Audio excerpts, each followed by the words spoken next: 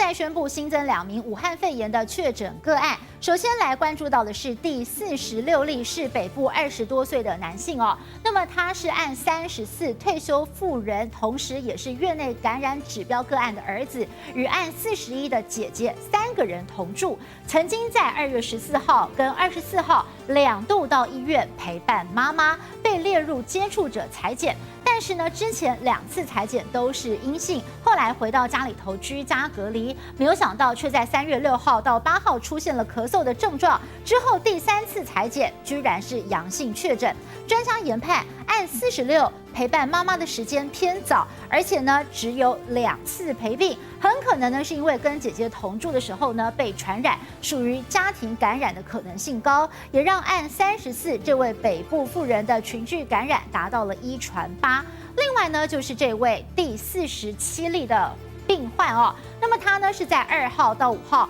与2名同事到欧洲荷兰出差。9号出现了微微的发烧、干咳就医，初步调查很可能是在境外感染。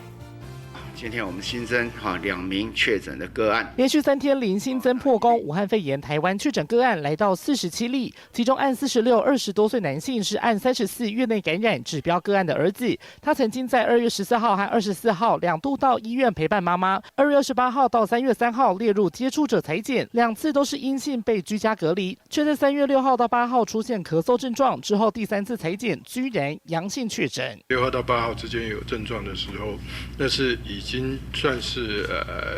经过了一段的潜伏期以后，开始出现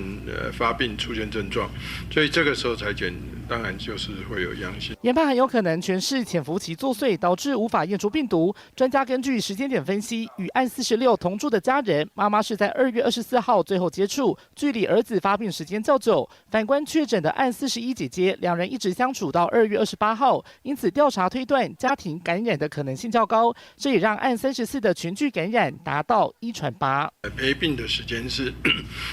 比较少，而且是在比较早的时间。照这个时间相关的顺序，那会觉得是在